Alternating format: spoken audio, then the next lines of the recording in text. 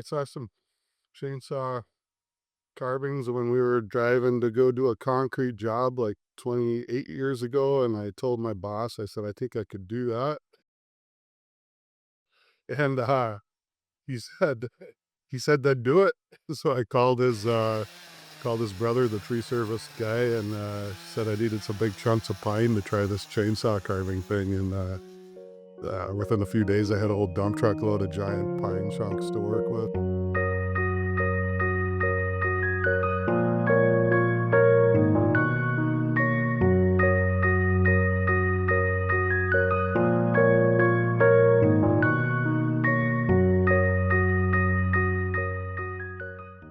I started dabbling in it. The first one I did was a 6-foot bear with an old 70E John's rib that weighed like 25 pounds, and it turned out to be a recognizable bear at least. And it was fun, so I kept going with it. Within 3 years, I had like 60 some people waiting for a carving, and my wife and I decided to try this whole time. Tara said, yeah, go for it. And I was finishing concrete for Minnesota Building Trades at the time. And they told me to go ahead and take the summer off and try this chainsaw carving gig. And that was 25 years ago, and we're still busy as ever.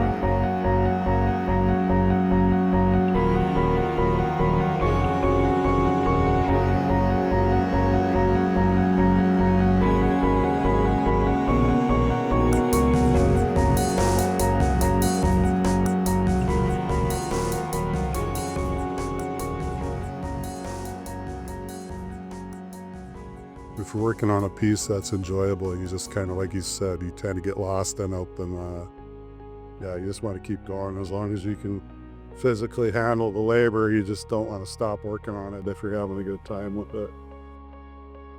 I really enjoy the deer heads because they're technical and they have a really cool look when they're done. I've been getting into these Bigfoot carvings. Those are fun for me because you get away from the traditional wildlife a little bit, and plus I can have some fun with it and put some add-ons with it. We got a good location here on the major highway. We get a lot of repeat customers after all these years, word of mouth, location.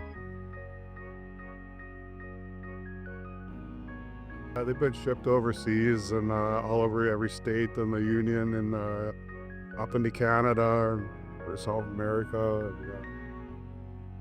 We do like 10-foot bears that like a 83cc saw with a 32-inch bar on it to get the big chunks off.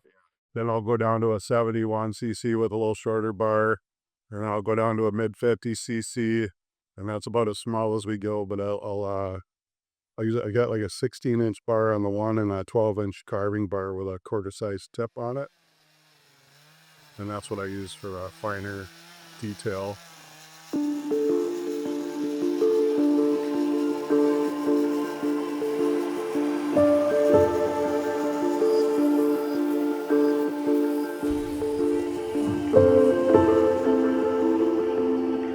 Created this upper space to put some more refined pieces into, and at some point we're going to open it up to start showing it.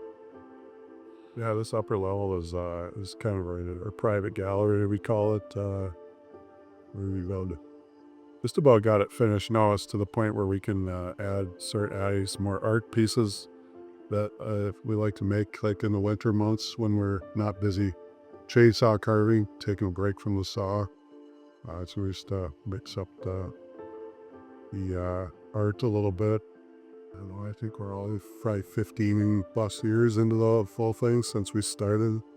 I poured the foundation. Do you remember what year? 01. In 01, I poured the foundation, and then come across the timing was right. The guy stopped by and asked if I was interested in some logs for cabin logs, and I went and looked at them, and I ended up, and they were all blow down, so all the walls are salvaged, blow down red pine, and they were huge red pine. The wind had blown them over, and they were up off the ground. The roots kept them off the ground, and they had been in the woods curing, so it was really ideal. So I went in there with my skid steer and hired a semi, and we pulled 3 semi loads out of there, and that was enough, just at a perfect amount to like make that a shell of a house. After we had that fire 10 years ago, we had to tear the whole roof off the place and reconstruct the whole roof. We sandblast the main floor here. But I figured I took the opportunity to put some bigger pieces in here. So all that up in the center there around the chimney, I constructed all that up in the parking lot, got it all built, and then we slung it in with a crane. And then once we got the new wood in here, then we went ahead and constructed the new roof on it. Just any place where I could find to put a unique piece of wood without it being too cluttered was like kind of a goal. And with our carving business, we were fortunate to have access to a lot of different wood and stuff, and it took quite a few years, but pretty much all the pieces are in place, the unique piece of the wood, and now it's just come down to putting a little more art in her.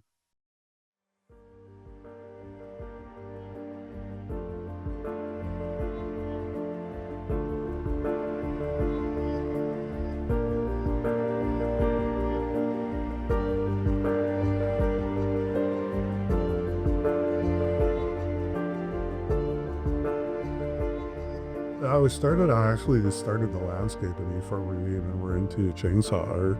I started hauling rocks, and we didn't have a lot of money, so I was going around gathering trailer loads of rocks, just gathering rocks from sand pits and gravel pits on the side of the road and stuff. And over time, we just kept, at some point, we were able to purchase some dump truck loads of rocks. We've got a lot of retaining walls, and we had the ponds dug out. And then now we're to the point where pretty much the landscaping's all in place, so now we're adding different sculptures and stuff here and there, and different details to really kind of finalize it. And now we're to the point where pretty much the landscaping's all in place, so now we're adding different sculptures and stuff here and there, and different details to really kind of finalize it. We don't want to be too commercialized, but we also want people to come and feel, comfortable to bring their family and walk around and enjoy it.